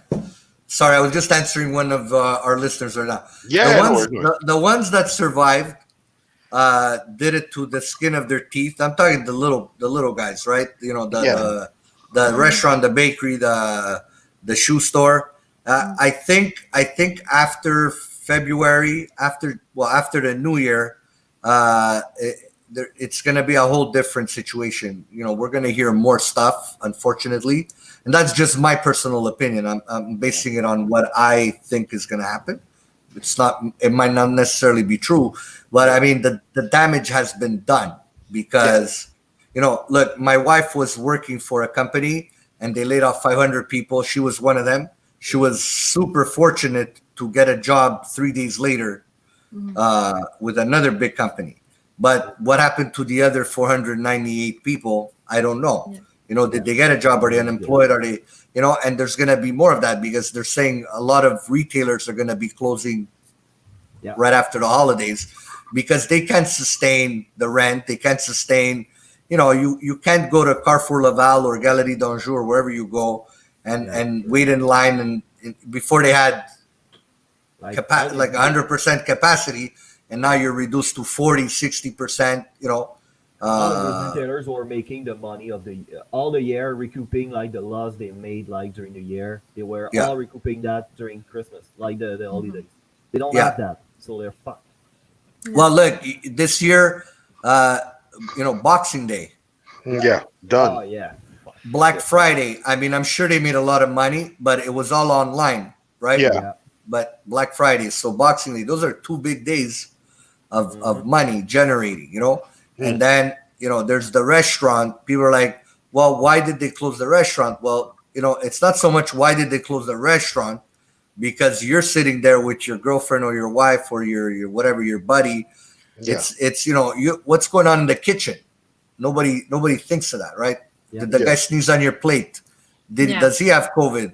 Did your food get there safe? Like, there's things the news doesn't tell us, and people are like, well, they closed the restaurant. Yeah, but it's not because they don't want you there. There's other people, like, will you infect the staff or will the staff infect you? Well, it's scary, and it's not based on what we hear on the news. You got to adapt your common sense as well for yourself, and say, hey, maybe I shouldn't go to Costco at 2 p.m. Maybe I'll go at 4 p.m. when there's less people. Yeah. That's how I'm thinking stuff out these days. Imagine if everybody does that, you kind of create an effect like everybody's going to Costco at 4 at the same time. It's kind of tough to fucking coordinate like a moment where nobody's going there. Yeah. But honestly, like, what was it? Like yesterday, I had to go to the Galerie d'Anjou, and man, you know what? I think it's making all of us men are becoming even more upset and depressed because I swear to God, there's this guy, like, he was wearing a mask and was holding like eight shopping bags in each hand, and he was sweating, and he was walking around, and his wife was like looking where to go, but then the husband, I just hear him going. I'm like, man, if I get COVID at the Galerie d'Anjou in front of this fat fuck who has trouble breathing, I'm definitely going. I'm going down. Honestly, let me tell you something like really straight. I think that most people I know, and even myself, I felt it right now. We're less healthy than we were. So basically, being confined inside, it's way Yeah. worse if we get COVID because we're not healthy at all. So yeah, just the fact of running after a bus, that was something I could do like quite easily before COVID, or I wasn't breathing as hard. But now I just did that to get my work computer at home, and honestly, that was like fucking horrible. Like I felt like I was about to die. It's fucking nuts. Well, Yeah. yeah. I was working at a client's house and I was wearing a mask and I do physical work. Yeah. And that day I came home and I passed out on the couch. I was breathing my own air for like 6 hours. Oh, yeah. But it is what it is. So we gotta. I got a friend of mine right now who's at the hospital with COVID, and Sorry to hear that. so they're struggling, and there's other people we know. I can't. But right now we know right now 3 people that have COVID. Yeah. That are friends of ours. So they'll survive. They'll be fine. Yeah. But it's real. No, but it's real. It's not. Yeah. It's not like. Yeah, it's actually happening. Like most people I know that are critics of the government, they don't say that the COVID is not real, and they're not all conspiracy theorists. They just like seeing all the measure being done, and you're like, okay, so I cannot go to restaurants, but for some reason I can like go cram myself in a Costco, and there's no problem there. I can go to a mall, there's no problem there. Yeah, There's the whole thing. Well, like, I'm glad you brought that up because this is again my opinion.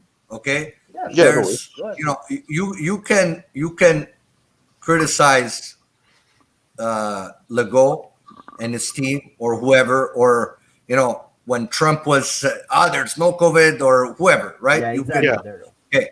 There's the conspiracy theorist, which is fine too. I'm not one, but at the end, I've had these conversations in my house.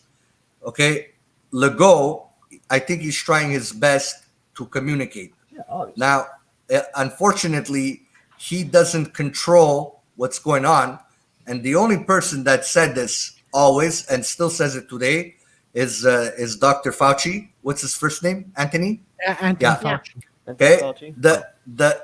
The virus has its own agenda. Yeah, obviously. He said it from day one. So Yeah. it doesn't matter if they close the store or if they close the podcasts or if they close Costco or you could go here but you can't go there in the backyard. I mean, we'll joke about it. It's really stupid because I think they're just trying to control what they don't know because it's scary. Yeah. So in the end, we have to decide for our personal self, hey, am I going to go see Claudio to wish him Merry Christmas? Maybe I won't. I'll just call him. You know what I mean? Yeah. So we're, that's me. That's what I think, because for sure they have to tell you something. They have to tell us something. Yeah. Yeah. Look, my kid, he's 13. He goes to school. There are 1,000 kids at the school. Yeah. Yeah. Right there, just that doesn't make sense. Then he comes home, You could spread it. You could Has spread there it. been cases at the school? That's why I don't get myself. No, there was a couple, nothing crazy, but I'm just saying, like, where does it end? Do they close down the school and then the kids have psychological? It's hard staying home and you're a kid, right? Yeah. Yeah, no. Not so much for somebody like my son in that age group, because they have their PlayStation, they have their friends, they have FaceTime. But I think a kid that's 8, 9, 10 years old. Now they're home all day doing Zoom classes. Like, wow, Yeah. So it's a lot. So there's got to be a fine line. But the rest, it's all personal judgment. Yeah. Like, oh, I can't go see my mother for Christmas. Well, maybe this year you shouldn't. I don't know. I'm not happy about it, but maybe this year we shouldn't. Just So again, it's just my personal opinion, because if everybody's like, the people that don't believe in wearing masks, well, half of those got COVID, right? Pretty Right. much. It's kind of Well, retarded. It's kind of Trump retarded, got though. COVID. His team got COVID. Yeah. Like, okay, you're the guys that don't believe in the mask, but you actually got it. So, it doesn't work what you're saying, right? Yeah, It's just- but they're kind of dumb because like they don't believe in COVID, so they don't wear a mask. That's the least consequential thing that of all the measures that have been taken about COVID-19. That's the one with the least consequence. Like Which that one? engage wearing mask, like just Yeah. wearing mask to go get your groceries. That's the one that doesn't. You don't have any setbacks from wearing a fucking mask going to buy your Oh, I shit. see. Yeah.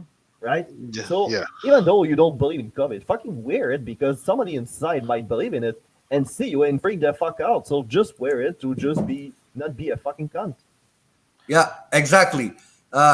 Exactly my words. That's fair. Your words in your head, Okay, but you're way too much for that. But what I don't They can't understand, afford it. They can't afford the mask. That's what. yeah, That's what it is. what I don't understand, okay, is it's real. So what It is. the people that don't believe in this, what the, like, I don't get that. You know what I mean? Right? It's like the flat earthers, right? Yeah, Yeah. it's My favorite. 2021. Yeah, there's there's the satellites. It's round, dude. But whatever. Like, what don't you believe that there's a virus? And why don't you want to believe it? You know, it's not something left for rebuttal and negotiation. It's just it's there. It's like when somebody comes to work before on a regular day and they come in and it's like, oh man, I'm not feeling well. I think I have the flu. Then everybody goes, oh my God, why did you come in? Right? Well, it's the same thing now. Like, it's just a flu multiplied by 8 billion people, right? Why is it so hard to believe? People are in the hospital with a tube. And, last week I had this conversation with my brother, okay? So some girl posts on social media a recording of look, the waiting room is empty and there's nobody here. COVID doesn't exist. Well, yeah, you just went and filmed an empty part of the hospital. When did you ever go in your lifetime? And I'm 51. I've been in the hospital many times, whether for me, my grandparents, somebody broke a leg. When did you ever walk into an emergency room and there was nobody there? Like, nobody. Like, right? Never. Never. Yeah, So people are like, you see, and they start sharing that video because somebody got, like they have the power that to distribute that video. It worked out for them. So people are sharing this video saying, see, COVID doesn't exist based on somebody filming an empty waiting room that was probably, Yeah. closed Well, no- off for renovations or whatever. Oh, know?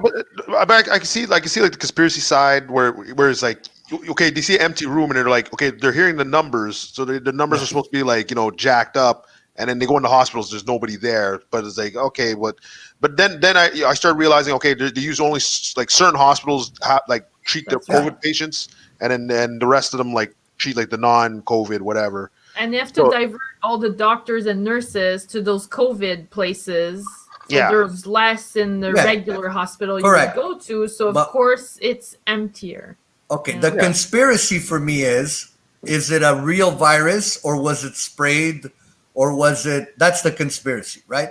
But there's more, but we can. Yeah, no, there's but that's more. like the main one. Yeah, but that's the main one. Yeah. but the reality, it's not a conspiracy, is that it exists. That's a reality. That's not a conspiracy.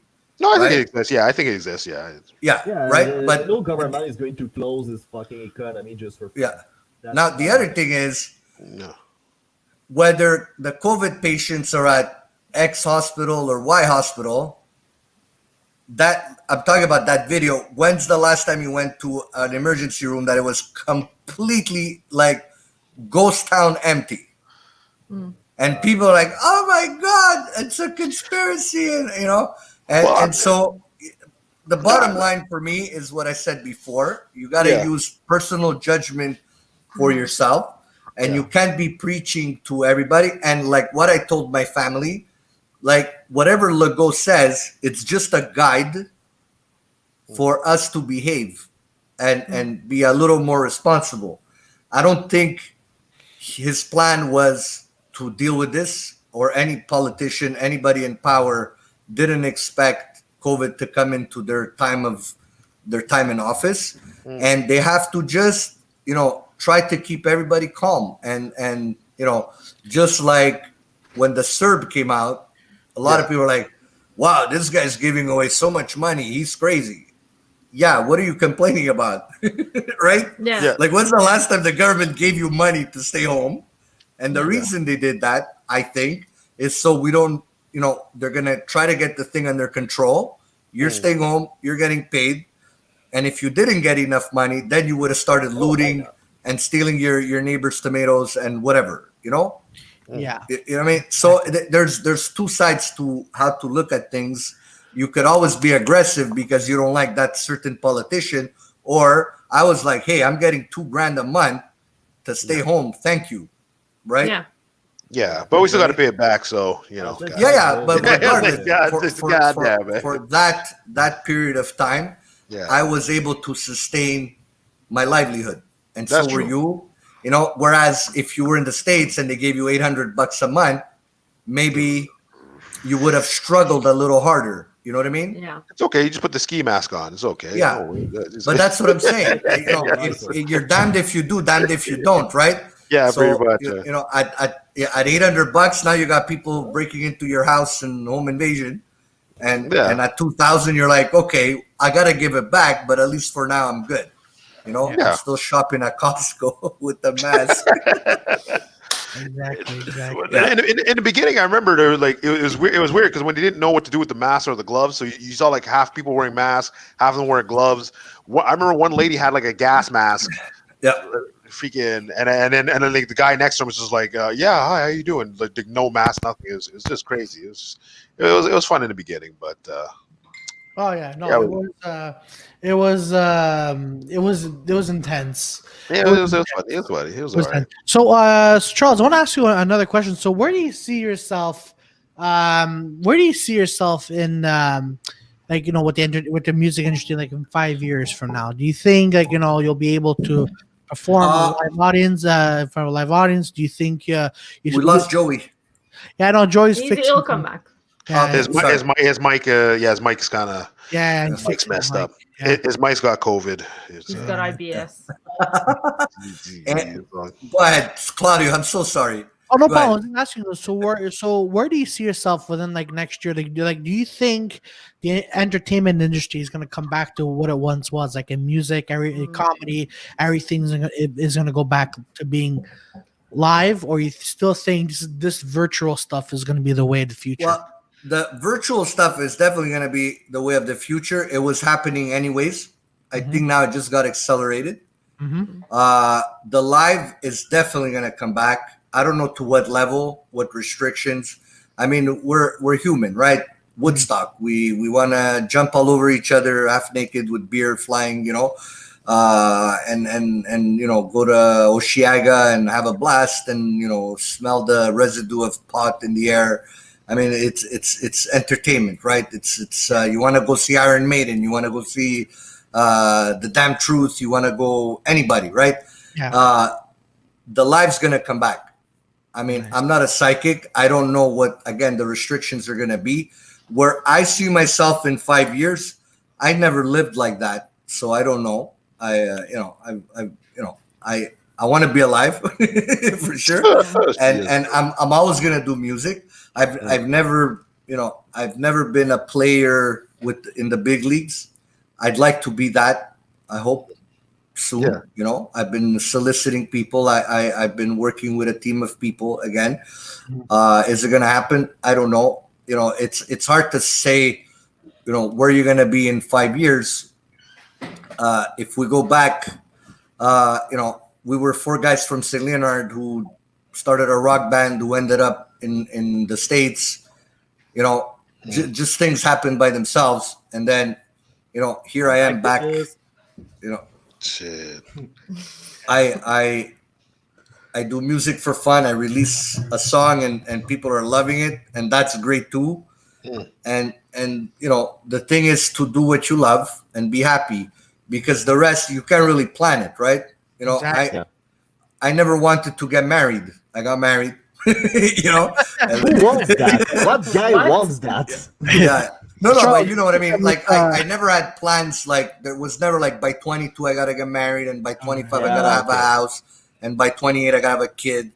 I never planned my life that way. So I'm here. I mean, I've been having fun the past few years musically. I got to work with Ari Sky. We had a blast. It's been just great. Montreal has been kind to us, and things are building. To what level, I don't know. And you're always gonna do a podcast. You're always gonna be a comedian. You're always gonna do whatever. Like, I'm a musician. I have a day job.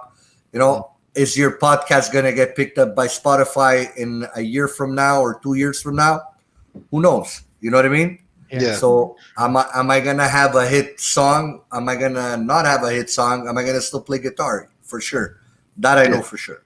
But where I'm gonna be at a status level, I don't know. Okay. How was dealing with Tony Braxton?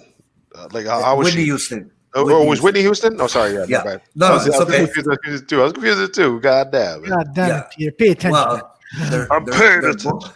they're both beautiful. How are you to deal Whitney- with Johnny Baxton?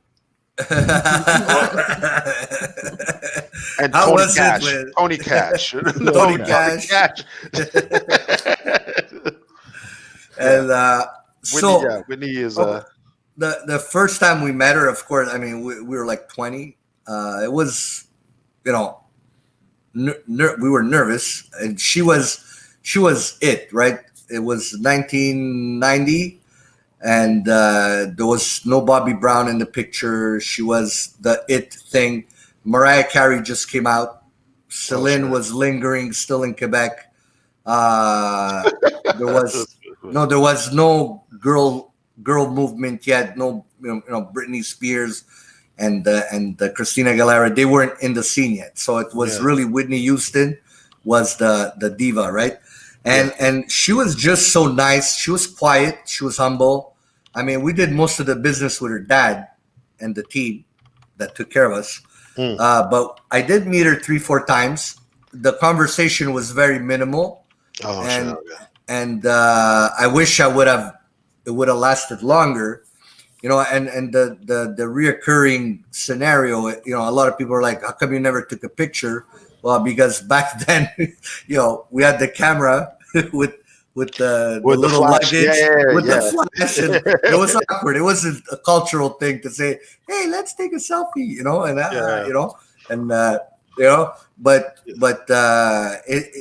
she was just, it was so warm being in, I remember being comfortable. We had Thanksgiving lunch the day we signed our contract at the office, and her mom was there, and her mom's also like an icon in the music industry. She was, she sang for Elvis.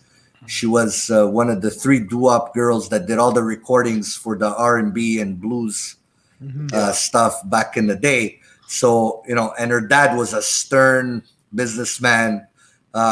He acted very Italian, and then we understood why, because he grew up like in the Bronx with Italians when he was young. So it was interesting. It didn't last long enough, and that was the sad part, and the reason you guys didn't ask yet, but the reason it didn't last long is because we were at the tail end of the music scene, where we were like a melodic rock hair metal band, and bang, right when we started to showcase, Nirvana just went #1 on Billboard, and that was the end of that era. Yep. Oh, okay. Yeah. Nirvana, grunge fucking killed hair metal. Yeah. Okay. Oh, I didn't know. Oh shit. Yeah. Oh, overnight, Yeah. it was bang, you're done. Was it you're Nevermind going home, that kind of was it Nevermind that was the last straw, the last nail in the coffin? Was it a slow death for hair metal, like since the beginning of like grunge, back in the days of Mother Love Bone and that kind of stuff, or was as it soon really as quick? Nirvana came out, Okay, that was it. that was really quick. Okay, The whole culture, the whole movement, the kids, the young people, yeah, they loved it. They embraced it with everything. And on the business end, all the record industry, the recording industry, they moved to Seattle. It wasn't even a musical thing. It was also geographical. yeah. Like most of the bands came from Seattle. Soundgarden, Alice in overnight- Chains. So overnight, people went from dressing like girls as dressing like lesbians. See, There you go. Well, we went from dressing like girls to guys dressing like lesbians. There you go. Oh, that's you gotta you gotta you gotta love that. You gotta love the big switch. You gotta love the Yeah, big there you go. switch. Yeah. Yeah, there's you see the visual, Joey.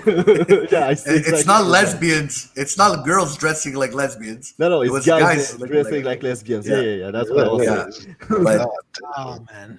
you know, but that's and back to where do I see myself in 5 years? Like, I don't know. Like last year, we were all good, right? Hey, 2020, wow, it's amazing. 2 zeros, a 2, a 0, a 2, a 0. It looks great. In Manhattan with the glasses, right? New Year's Eve. Just Yeah. beautiful. 2020 is gonna be my year. Bang! It shifts the whole world. Yeah. So, Yeah. what were your plans for this year that got, not so much like killed, but shifted? Oh, shifted Right. shows, man. Just shows. They're like Sure, man. I had a bunch of shows lined up. Yeah. Just So to give did you an we. idea, like I started comedy this year, so that gave you an idea how much I've planned everything I do. Goals. Exactly. Yeah. I mentioned, yeah, that's it. Oh no, I just like another couple big shows, and I was thinking to go to just travel to New York for a bit and check out that scene. But whatever, it's just Yeah. I was in the next year, the year after. nothing you man. can do. Year after, Yeah. what you guys think about the vaccine? You guys gonna take it the first time, or you gonna watch everybody take it in terms of zombies? What's the deal? I'm not taking the vaccine. Good. When there was H1N1, Murderer. Okay, go on. I didn't. Well, remember H1N1? The whole world, we're dying. It came from a pig and whatever. Anyways, Yeah, now it came from a guy eating a bat. No, I'm kidding. Yeah, exactly. But it's my son took it. He was like 4 years old, and I regretted giving it to him. I mean, nothing happened to him, but Okay. you're putting something in my body that I don't know about, Yeah. and it just came out, and it came out. They all came out with the vaccine all in one day. Wow, what a coincidence, Yeah. right? And all of a sudden, I got to line up to like, oh, I want it, no. I'm like eventually gonna get it, maybe, but I don't even do flu vaccine. I just yeah, exactly. No. I as a kid I never got sick often, so I don't know why do I have to inject myself with something I don't know. Yeah, It's not that I don't believe in it. I just don't want to be waiting I in don't want- line for the experiment. Exactly. Yeah. No. You don't want to be. Well, I mean, like I said, I'll see how it turns out. Because first I was like, okay, I'll get it, and then I'm hearing all this like, oh, if you, I was hearing yesterday from Victoria, she was saying like, oh, if you get it, you can't have sex for like 28 days, and I was like, Yeah. what? I was like, what? You can't. have 28 sex. days. That's long. That's long. It's not as long. But you can come, you just can't have sex. Yeah, you can masturbate in the clinics, but you Yeah. cannot fuck into somebody. Yeah, of course. You But can you gotta wear a mask. Talking of You gotta- putting weird stuff in our body or stuff with there you go. I put This that in my episode body, is so- brought to you by Jameson. Jameson. So yeah, there you Don't, go. don't curse Victoria, my God. Yeah, that What? was I fucking said brought this- by Jameson. That's not a Irish curse. company. Don't care for it. It's just No, the natural what I meant to language. say- of You're it. being really racist, Claudio. No. What I meant You to don't like- say. No, God what I meant to say is that we're not sponsored by them, so YouTube might block this episode. Yeah, the point is, if I'm putting that in my body, I guess I can take the vaccine. I mean, as soon as I want to do like public performance and I want to go as fast doing stand-up comedy, I'll get vaccinated for sure. I won't waste my time. Oh Yeah. yeah, I feel like if it does come down to that, though, I'll be like, listen, I'm not gonna have sex for a month. Too bad.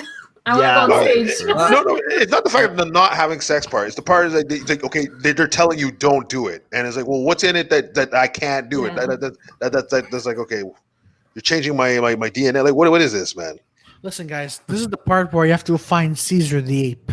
So you go find him, and he scratches you, and the then hell? he'll give you the What? cure. What? Excuse me? You just love Planet of the Apes. What's up with you, God man? damn it! No, it's only a reference Peter and I understand. Planet of the Apes. I don't get it. Is that the Mark Wahlberg monkey? Peter doesn't seem to get it either, so you cannot miss that one. Yeah. No, but honestly, I don't know. I don't know. We'll see what the future holds. But I do want to go back to go back on stage and go back and doing film sets, because this is actual stuff. Yeah. Like our podcast. I want to go back, like meeting in person. I mean, not that we have to, but just meeting it. Like this is fun. But there's only so much that you can do virtually. Mm. Yeah. All right. So does anybody else have anything they want to add? We're gonna, if anybody here wants to wrap up the show. Well, it's Charles' show. You know what I mean? It's Charles' show's the star of the show, man. It's what it is, man. Keep going, Charles. I'm glad you guys had me here. It's been fun. It's I think we covered a lot of stuff. I mean, I don't know. I don't know. Thanks for the support. Keep sharing. My handles are at VROX777. I'm on all digital platforms. I'm on YouTube. I've been writing some songs for some local movies. I'm glad to help. Anybody want to call? I'm here. And you know what you guys just said now. It'll be nice at some point if we can do this in the same room. And everybody. It's just it doesn't feel like next Friday's Christmas. Not even from a religious perspective, but just like I haven't been shopping. I didn't go anywhere. I didn't. Not that I'm a big shopper, but listening to the Christmas carols, even though they're fucking annoying, I haven't heard anything. So next week it's just gonna be like a day at home. Yeah. With we're not doing the family thing. We're not, and it's sad because we're very close to each other, and it's just gonna be what it is. But we gotta keep the content. We gotta keep interacting with each other. I think if everybody gets prepared accordingly, when we get the opportunity to go back out there, if people are organized, you're gonna have a lot of work, like especially you, Peter, comedians, artists, singers. Even though we're always, the last ones, the actors, the arts are always like, how can I say, not neglected. That's a big word, but it's like, hey, you want to play? Exposure, but at some point, you gotta get paid. But I think when this is over, people are gonna be ready to pay. They're gonna be happy to pay. They're gonna want to see you. They're gonna want to see us. They're gonna want to be entertained. Like the question before, is there gonna be live? Yes, there's always gonna be live. What are the parameters? Do you have to sit 3 chairs away from somebody? I hope not. Because that's the vaccines around. I'd be surprised if those things are still on, though. What's that? If the vaccine is around, like I don't see any reason to keep doing the 2 meter thing. Yeah, no, but I'm saying like the live is gonna come back. That's what we want. You want to go see your favorite act, your favorite comedian, your favorite band, your favorite. Just weirdly enough, a month before we got locked down, I got to see Il Volo at Laval and Celine at the Bell Center, and it was, who knew that a month later I wasn't able to do that again, and they were just 2 great shows, like 2 great acts, and it's like it's almost like I'm missing that. It's like and they weren't the big metal and the so it's gonna come back. It's gonna come back, and we'll figure it out. But the thing is, even if you take the vaccines, it's gonna be multiple vaccines anyway. So it's not like one. It's not like one thing. It's like no, but I know. But I mean, as soon as everybody, pretty much like 70 or 60% of people are vaccinated. I mean, what are the reason to just keep? Well, once you're telling jokes and you got a tick, it's kind of funny. Hey, Claudio. man. Claudio. Yeah. Where'd you go, Claudio? No, You I'm here. froze. I'm here. No, I Claudio. just Claudio. something in the background. Well, he tells a joke and he's got a tick from the. Yeah, exactly. From the shot. There From were the two shot. guys. Yeah, I They know. walked in a bar. It's like, oh no, or even better, it's like you go on stage, all of a sudden it's like, guys, I take the shot, like, oh man, but we never know what's gonna happen, man. But look, Tara, as you mentioned, it's okay, and there's the phone that rang in the background that was kind of annoying, but it's okay, folks.